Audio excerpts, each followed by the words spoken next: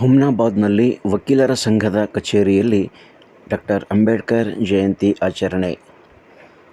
ನಗರದ ವಕೀಲರ ಸಂಘದ ಸಭಾಂಗಣದಲ್ಲಿ ತಾಲೂಕು ವಕೀಲರ ಸಂಘದ ವತಿಯಿಂದ ಡಾಕ್ಟರ್ ಅಂಬೇಡ್ಕರ್ ಜಯಂತಿಯನ್ನು ಅತ್ಯಂತ ಅರ್ಥಪೂರ್ಣ ರೀತಿಯಲ್ಲಿ ಆಚರಿಸಲಾಯಿತು. ಈ ಸಂದರ್ಭದಲ್ಲಿ ಸಂಘದ ಅಧ್ಯಕ್ಷ ಮಂಜುನಾಥ್ ರೆಡ್ಡಿ, ಪ್ರಧಾನ ಕಾರ್ಯದರ್ಶಿ ವಿಜಯಕುಮಾರ್ ನಾತೆ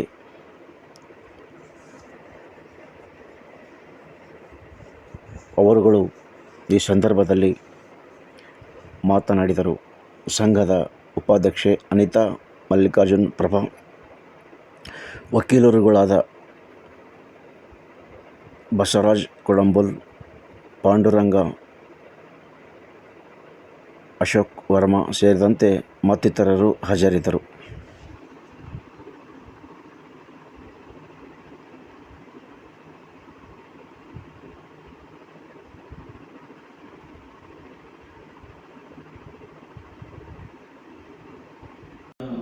ದಲಿತ ಸಮಾಜದವರು ಹಿಂದುಳಿದವರು ಇಟ್ಟಿದ್ದೀವಿ.